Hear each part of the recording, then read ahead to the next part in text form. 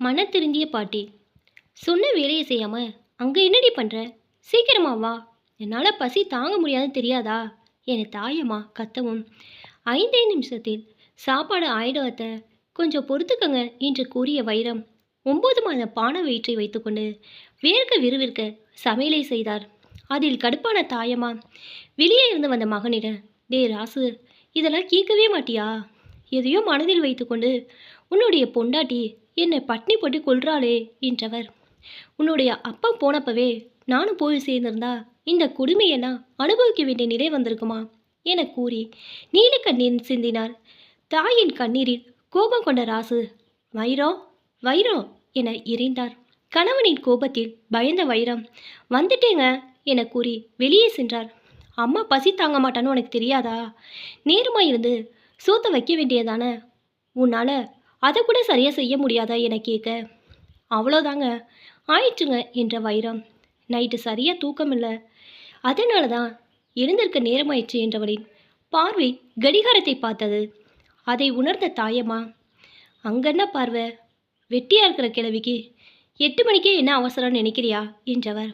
மகனிடம், பாத்தியாடா இவளுடைய பார்வையை என்று கூறி மூக்கி சிந்தினார். அதற்கு ராசு மனைவிடம், அம்மாவுக்கு வேண்டியதை செய்வதுதான் உன்னுடைய கடமை, அதை தவறாமல் சரியான நேரத்தில் செய்.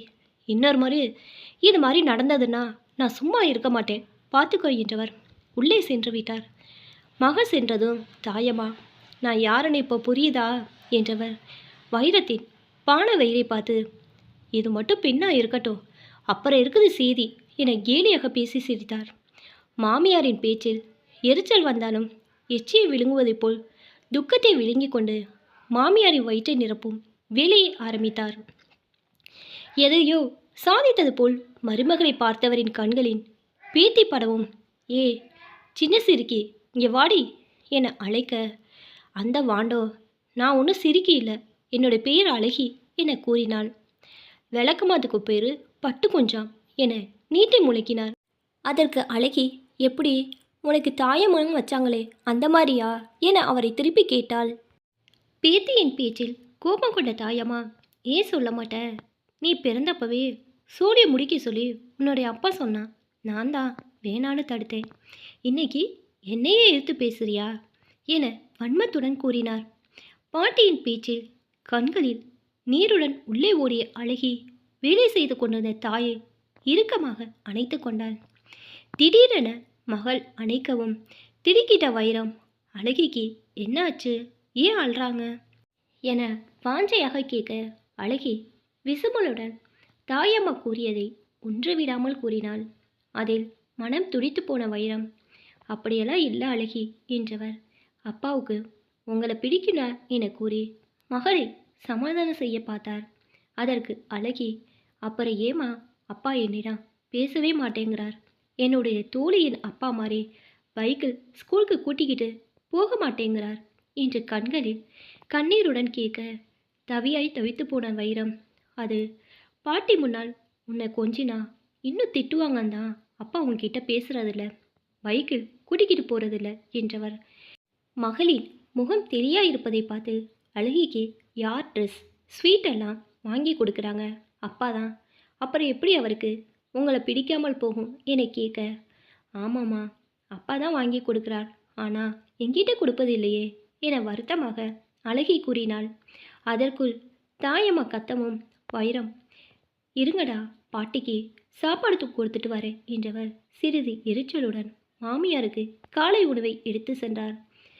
தாயிற்காக காத்திருந்த அழகி, அம்மா இந்த பாட்டி நமக்கு வேண்டாம், சந்தையில் வித்துடலாமா என கேட்க, அதில் பதறிய வைரம் சுற்றி முற்றி பார்த்துவிட்டு மகளிடம், இப்படி பேசுவதெல்லாம் ரொம்ப தப்பு அழகி, பாட்டி வயசானவங்க இந்த மாதிரி தான் பேசுவாங்க, நாம தான் பொறுத்து போகணும் என்று கூறவும், அழகி, ஆனால் என்னுடைய ஃப்ரெண்டு பாட்டி இவங்க மாதிரி திட்டமாட்டாங்கம்மா, அவங்க ரொம்ப ஸ்வீட், அப்பா வாங்கி வர அல்வா மாதிரி என கூறி சிரிக்க, வைரம் புன்னகையிடம், ஏன்னா அவங்க தாயம்மா இல்லை அழகி என்றவரின் மனது மாமியாரை வசைப்பாடியது. அழகி, பாப்பா வந்தாலும் அவளையும் இப்படி தான் திட்டுவாங்களாமா என கண்கள் இடுங்க கேட்க, தயங்கிய வைரத்தை பார்த்தும் அழகி, அவள் என்னுடைய பாப்பா, பாட்டி திட்டினாங்க, அடிச்சிருவேன் என கோபமாக கூறினாள். அதில் பூரித்து போன வைரம், இதில் என்ன சந்தேகம்? அம்மா வயிற்றில் இருக்கும் பாப்பாவை அழகி குட்டி தான் பார்த்துக்கணும். அம்மா எப்படி உங்களை பார்த்துக்கிறேனோ அதே மாதிரி யாரும் அவளை தொந்தரவு பண்ணாமல் அக்கா தானே பார்த்துக்கணும் என்று கூறவும், அந்த சிறு சிறு குருத்தின் மனதில் தாயின் வார்த்தைகள் ஆழமாக பதிந்து போனது. இதையெல்லாம் தனது அறையின் வாயிலிருந்து கேட்ட ராசுவின் மனது பதப்பதைத்து போனது. மகளின் வாயிலிருந்து வந்த வார்த்தைகளை கேட்ட பின் மனதில் சிறு சலனம் ஏற்பட்டது. அந்த சிறு சலனம் ஒரு நாள் பெரிய மாற்றத்தை ஏற்படுத்த வாய்ப்பு ஏற்படுத்தலாம். சலன சத்தமின்றி அடங்கியும் போகலாம். என்னிடம் கேட்ட மாதிரி வேற யாரிடமும் கேட்கக்கூடாது. அப்புறம் பாட்டி காதுக்கு போச்சு, அவ்வளோதான் என கூறி வைரம் மகளை எச்சரித்தாள். சரிம்மா என்றவள் வயிற்றை தடவி, அம்மா அழகிக்கு பசிக்குது என்க. அச்சோ அம்மா மறந்தே போயிட்டேன் என்ற வைரம், போங்க போய் குளிச்சுட்டு வாங்க, நான் சாப்பாடு எடுத்து வைக்கிறேன் என்க. சரிம்மா என்ற அழகி குளிக்க ஓடினாள். சின்ன சிறுக்கி, மெதுவா போடி, கீழே விழுந்து வைக்காத என்று கடிந்து கொண்டாள் தாயம்மா. அவரை பார்த்து முறைத்த அழகி, உனக்கு தான் என்னை பிடிக்காதே, விழுந்தா விழுந்துட்டு போறேன் போ என மிடுக்காக கூறினாள். இந்த வீராப்புக்கு ஒன்றும் குறைச்சல் இல்லை என்றவர் பக்கத்து வீட்டு பாட்டியிடம் கடலை வறுக்க ஆரம்பித்தார். மகள் வந்ததும் வைரம், ராசு என மூவரும் சேர்ந்து உண்ண ஆரம்பித்தனர். சாப்பிடும்போது ராசுவின் பார்வை அடிக்கடி மகளை வருடியது. கணவனின் மௌனம் பொறுக்காத வைரம், ஏன் ஒரு மாறி இருக்கிறீங்க என்னை கேட்க. ஒன்றும் இல்லை வைரம் என்ற ராசு. அம்மா பேசினதை போட்டு அலட்டிக்காதடி, அவங்க முன்னாடி உனக்கா பேசினா நான் இல்லாத நேரத்தை பிடுங்கி எடுத்துருவாங்க. அதனால்தான் கடுமையாக நடந்துக்கிட்டேன் என ஒரு மாதிரியான குரலில் கூறினாள். அதற்கு வைரம், எனக்கு புரியுதுங்க, ஆனால் நம்ம அழகிக்கு அது புரியலை, அந்த வயசும் இல்லை என்றதோடு பேச்சை நிறுத்தி கொண்டார். மனைவியின் தயக்கம் புரிந்த ராசு, உனக்கு தெரியாதது ஒன்றும் இல்லை வைரம், என்னோட 5 வயதிலே அப்பா இறந்துட்டார். அம்மா தான் தனி ஆளாக இருந்து எல்லாம் பார்த்தாங்க என்றவர். ஒரு முறை சித்தம்மா வீட்டுக்கு போனேன். அன்னைக்கு கரையை சமைத்திருந்தாங்க போல். அப்பாவுடைய அம்மா என்னை சாப்பிட சொன்னாங்க. அந்த வயதில் எனக்கு ஒன்றும் தெரியலை. நானும் ஆசையாக சாப்பிட உட்காந்துட்டேன். அப்போ சித்தி என்ன சொன்னாங்க தெரியுமா? சோத்துக்கு வக்கத்து போய் சூடு சொர்ணம் இல்லாமல் திங்க வந்துட்டான், இதற்கு பதிலாக பிச்சை எடுத்து திங்க வேண்டியதான்னு வாய்க்கு வந்தபடி பேசிட்டாங்க. எனக்கு கோபம் வந்துருச்சு. போங்கடா நீங்களும் உங்கள் சாப்பாடுன்னு அந்த வயசுலேயே வந்தவன் தான், இன்னும் அங்கே போனதில்லை. இதை கேள்விப்பட்ட அம்மா மனதளவில் இறுகி போயிட்டாங்க. மாடு மாதிரி உழைச்சாங்க. கடைசி காலத்தில் அம்மம்மா அத்தையிடம் படாத பாடுபட்டு இறந்ததை பார்த்து மருமகள்னா குடும்பக்காரின்னு நம்ப ஆரம்பிச்சிட்டாங்க. இப்போ வர அதை அவங்களால மாற்றிக்க முடியலை என்று கூறவும் வைரத்தின் மனம் பாரமானது. விடுங்க பார்த்துக்கலாம் என வைர கூறவும் அதை கேட்ட அழகி அன்னையை பார்த்து முறைத்தாள். அதை பார்த்த ராசுவின் மனம் லேசாக தானாக முகத்தில் புன்னகை மலர்ந்தது. தந்தையின் சிரிப்பில் மேலும் கோபப்பு கொண்ட அழகி சாப்பிட்ட தட்டை எடுத்துக்கொண்டு வெளியே சென்று விட்டார். இந்தாடி சின்ன சிறுக்கி, என்ன சாப்பிட்ற? படிக்கிற கழுது இப்படியா சாப்பிட்றது? நல்லா அள்ளி திங்க வேண்டாம் என பேத்தியை கடிந்து கொண்டார். அதற்கு, உனக்கு தான் நானா ஆகாதே, அப்புறம் என்ன, நீயே தின்னுட்டு நல்லா பேசு என சிறுமியான அழகி கூறினான். ஆமாம், எனக்கு பெண் குழந்தைங்கன்னா பிடிக்காது தான், அதுக்கு என்னடி என்ற தாயம்மா. ஆம்பளை பசங்க தான் கடைசி காலத்தில் கஞ்சி ஊற்றுவாங்க, நீயா ஊற்ற போகிற? என்ன இருந்தாலும் இன்னொரு வீட்டுக்கு போக வேண்டியவ தானே என்க. நானும் போடுவேன் என்றாள் விரைப்பாக. நல்லா போடுவடி, கல்லை எடுத்து தலையில் என்று தாயம்மாள் கூறினாள். அதுக்கு காண்டான அழகி, முதலில் உன்னுடைய தலையில் தான் போடணும் என முணுமுணுத்தபடி சென்று விட்டாள். இந்த முணுமுணுப்பெல்லாம் வேணா, ஸ்கூலுக்கு கிளம்புற வழியை பாரு என தாயம்மா கூறவும் அழகி, அது எனக்கு தெரியும், உன்னுடைய வேலையை மட்டும் பார் என்றவள் உள்ளே சென்று விட்டாள். கடுப்பான தாயம்மாள், புழுதி மாதிரி சரசரக்காமல் கிளம்புடி என்று பேத்தியை அதட்டினார். நான் புழுதியா? ஒரு நாள் புழுதி புயலா மாறும் உனக்கு, அப்ப இருக்கு கிளவி என்றவள் பையை எடுத்துக்கொண்டு கிளம்பினாள். ராசு, வைரம் நான் கொண்டு போய் விடுறேன்னு சொல்லு என மனைவியிடம் கூறவும் அழகி, இத்தனை நாளா நீங்களா கொண்டு வந்து விட்டீங்க இல்லை தானே? அதே மாதிரி இப்போவும் நானே போய்க்கிறேன் என்று கூறியவள் பையை மாட்டிக்கொண்டு ஸ்கூலுக்கு கிளம்பினான். மகளின் கேள்வி ராசுவின் மனதை தாக்க இவ்வளோ நேரம் இருந்த இலக்கம் மறைந்து அழுத்தம் குடிக்கொண்டது. கணவனின் வழியை உணர்ந்த வைரம், ஏதோ தெரியாமல் பேசுகிறா விடுங்க என்று ஆறுதலாக கூறினாள். விடு வைரம், நீ ஜாக்கிரதையா இரு, நான் கிளம்புறேன் என்றவள். ஏதாவதுனா உடனே ஃபோன் பண்ணு, சொல்லாமல் இருக்காத, பயப்படாமல் தைரியமா இரு, எல்லாத்தையும் இழுத்து போட்டு செய்யாத, தூங்கி ரெஸ்ட் எடு, அம்மா சொன்னாங்கன்னு வேலையே கதின்னு இருக்காத என்று கராராக கூறினார். சரிங்க, நான் பார்த்துக்கிறேன், நீங்கள் வேலையில் கவனமாக இருங்க என வைரம் கூறினாள். சிறிது நேரத்தில் ராசு கிளம்பிவிட தாயம்மா அமைதியாக பக்கத்து வீட்டு பாட்டியுடன் பேச்சில் ஐக்கியமாகிவிட்டார். அதன் பின் மருமகளை அவர் தொந்தரவு செய்யவில்லை. இதுதான் தாயம்மா. மகனின் முன் குரலை உயர்த்தி பேசுவார். இல்லாத நேரத்தில் வீண் பேச்சு இருக்காது. காரணம், எல்லோரும் தன்னை தான் முன்னிறுத்த வேண்டும், தான் சொல்வதுதான் வேத வாக்காக இருக்க வேண்டும் என்பதே. தாயம்மாவின் இந்த குணத்துக்கு காரணம், தனியாளாக நின்று வார்த்தைகளால் சொல்ல முடியாத அளவுக்கு கஷ்டத்தை அனுபவித்தது. அதனாலே மனம் இறுகி கரடு முரடாகிவிட்டார். இந்த கல் மனது எப்போது கரையுமோ, யார்தான் கரைப்பாரோ தெரியவில்லை.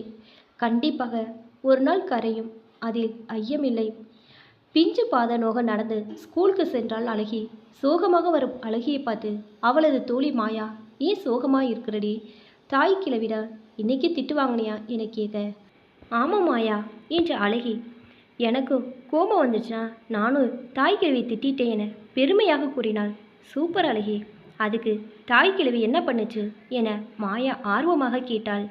நான் பேசவும் ரொம்ப திட்டுச்சு மாயா ஏற அழகி வருத்தமாக கூற, மாயா இது தாய் கிழவி இல்லை பேய் கிழவி என கோபமாக கூறியவள், பேசாம அதை நம்ம நாயர் கடையில் வித்துடலாமா அழகி என கேட்க, நாயர் தாத்தா பாவம் மாயா, அப்புறம் தாய் கிழவி அவருடைய சாப்பாடையும் சேர்த்து சாப்பிடணும் என அழகி கூறவும், அச்சச்சோ அப்போ வேணாம், வேற ஏதாவது பண்ணி பேய் கிழவிக்கு பயம் காட்டுவோம் அழகி, இல்லைனா உன்னுடைய தம்பி பாப்பா வந்ததுக்கு பிறகு அவங்களையும் திட்டும் என மாயா வருத்தமாக கூறினாள்.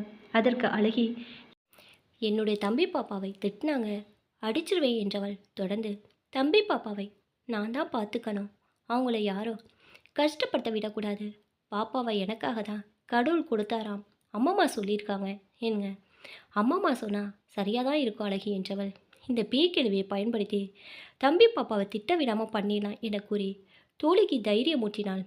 பிளான் எப்போ ஸ்டார்ட் பண்ணலாமாயா என அழகி அழுத்தமாக கேட்க, மாயா அதையே தள்ளி போடுவேனே, நம்ம மிஸ் அடிக்கடி சொல்லுவாங்கள்ல, அது மாதிரி இன்றைக்கே ஸ்டார்ட் பண்ணிடலாம் அழகி என்ற உற்சாகத்துடன் கூறினாள். நீ சொன்ன மாதிரி பண்ணிடலாம், ஆனால் எப்படி மாயா என அழகி கேட்க, அதையும் நானே சொல்கிறேன் அழகி என்றவள். நேற்று நான் ஒரு படம் பார்த்தேன், அதில் வர மாதிரி பண்ணினா பேய் கிழவி நல்ல கிழவியாக மாறிடும் என சிரிப்புடன் கூறியவள் அதை பற்றி தோழியிடம் கூறினாள். மாயாவின் திட்டத்தை கேட்ட அழகி, இதை செய்தால் பேய் கிழவி நல்ல கிழவி ஆயிடுமா மாயா என ஆர்வமாக கேட்க, கண்டிப்பா என்றவள் அழகியோட வகுப்புக்கு சென்றாள். மகளின் பேச்சை கேட்டதிலிருந்து மனம் நிலையில்லாமல் தவித்த ராசு முதல் முறையாக தாயை தள்ளி வைத்துவிட்டு மனைவி மற்றும் அழகின் நிலையிலிருந்து யோசிக்க ஆரம்பித்தாள். யோசனை செய்யவும் தான் அவருக்கு தன்னுடைய தவறு புரிய ஆரம்பித்தது. வாழ்ந்து முடித்த தாயாரின் மனதை கஷ்டப்படுத்தக்கூடாது என நினைத்து வாழ வந்த மனைவி மற்றும் வாழவே ஆரம்பிக்காத மகளின் மனதை நோகடித்தது புரிய ஆரம்பித்தது. புரிந்தாலும் அடுத்து என்ன செய்வது என்று அவருக்கு தெரியவில்லை.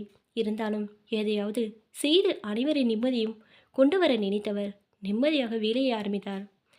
மகனின் மாற்றத்தையும் பேத்தி கொடுக்க இருக்கும் அதிர்ச்சியும் தெரியாமல் தாயம்மா தோழியுடன் சேர்ந்து புரணி பேசி கொண்டிருந்தாள். மாயா கொடுத்த தைரியத்தில் மாலை உற்சாகமாக வீட்டுக்கு வந்த அழகி தாயிடம் சென்று, மா பசிக்குது, சாப்பாடு கொடுங்க என கேட்டவள் முகம் கழுவ சென்று விட்டாள். இதை கேட்ட தாயம்மா வாயுக்குள் முணுமுணுத்தார். அதை கேட்ட அழகி கோபத்தில் புயலாக மாற ஆரம்பித்தாள். வைரம் வந்து சாப்பிட்றா என்று அழைத்தாள்.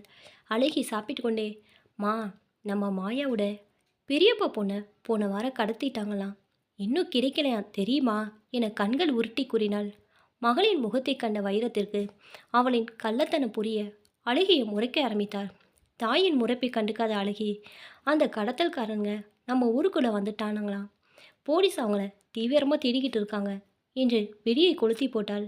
அதில் பயந்த தாயம்மா, அடியே வைரம் சட்டுன்னு சாப்பிட்டு படுங்க, அந்த வானையும் அடக்க உடக்கமாக வீட்லேயே இருக்க சொல்லு, ராசு வேற ஊரில் இல்லை, நாளைக்கு தான் வருவான், 2 பேரையும் பார்த்துக்கொன்னு சொல்லிட்டு போயிருக்கான் என்றவர் உண்டதும் வாசலிலே அமர்ந்து விட்டாள்.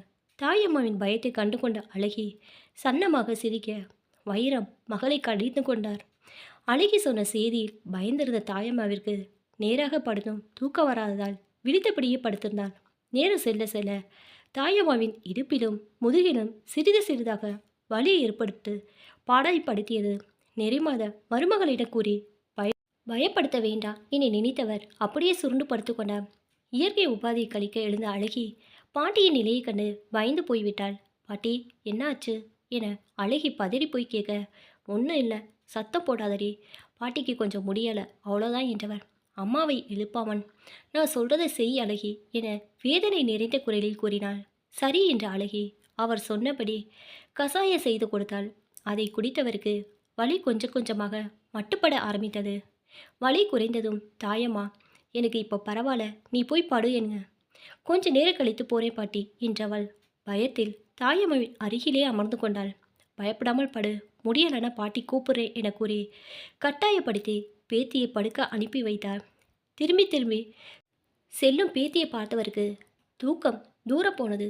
ஏனோ அந்த இரவு கடந்த கால நினைவுகள் சுழல் சக்கரமாக அவரின் ஞாபகத்தில் சுழல ஆரம்பித்தது. இத்தனை நாளாக அதையெல்லாம் மறந்தவருக்கு கற்களும் முற்களும் நிறைந்த பாதி மனதில் வரவும் தான் செய்த தவறுகள் மண்டையில் உறக்க ஆரம்பித்தது. எப்படா விடியென காத்திருந்த தாயம்மா விடிந்ததும் வழியை பற்றி கவலைப்படாமல் முதல் வேளையாக தான் வணங்கும் அங்காள பரமேஸ்வரியை காண சென்று விட்டார். உலகத்துக்கே படியளக்கும் அன்னையின் காலில் விழுந்தவர் இத்தனை நாளாக தான் செய்த பாவத்திற்கு கண்ணீர் வழிய மன்னிப்பு யாசித்தார். அந்த அங்காள பரமேஸ்வரி தான் உலகத்திற்கே அன்னையானவளே, எப்படி தன் மகளை கைவிடுவார்? ஒரு வகையில் அவர்தானே தாயம்மாவின் மனதை மாற்றியவர்.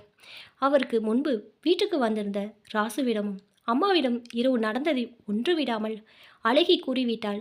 அப்பொழுது வந்த தாயை கண்டதும் ராசு, அம்மா உடம்புக்கு என்னாச்சு, வாங்க ஹாஸ்பிட்டலுக்கு போகலாம் என அழைத்தார்.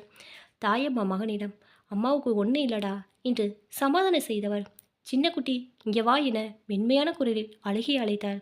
அதற்கு அவளோ, நான் ஒன்றும் சின்ன குட்டி இல்லை, நீங்கள் தான் எப்போவும் சின்ன சிறுக்கி புழுதின்னு சொல்லுவீங்க என்றாள். இந்த கிழவி ஏதோ புத்தி இல்லாமல் சொல்லிட்டே அழகி, நீ புழுதி இல்லடி, அந்த அம்மனை அலங்கரிக்குப்போம், உன்னால் தான் இந்த கிழவிக்கு நல்லா புத்தி வந்திருக்கு, இனிமே புழுதின்னு சொல்ல மாட்டேன் என்று உணர்ந்து கூறினார். ராசு, அப்பாவும் தப்பு பண்ணிட்டேன்டா, பாட்டிக்காக உன்னை ஒதுக்கினது நான் பண்ண மிகப்பெரிய பாவம், மன்னிச்சுடா என மகளிடம் மன்னிப்பை யாசித்தார். அதற்கு அழகி, இப்போ இப்படி தான் 2 பேரும் சொல்லுவீங்க, அப்புறம் பாப்பா பிறந்தா மறுபடியும் திட்ட ஆரம்பிச்சிடுவீங்க என வருத்தமாக கூறவும், தாயம்மா எல்லாமே நான் பண்ண தப்பு தான், ஒரு பொண்ணாக இருந்துட்டு இன்னொரு பொண்ணை ஒதுக்கினது மிகப்பெரிய பாவம் என்று கூறி கண்ணீர் சிந்தினார். அவ சின்ன பொண்ணாத்த என்ன தெரியும் என கூறி வைரம் தாயம்மாவை சமாதானம் செய்தார். சின்ன குட்டி இங்கே வா என மென்மையான குரலில் அழகிய அழைத்தார்.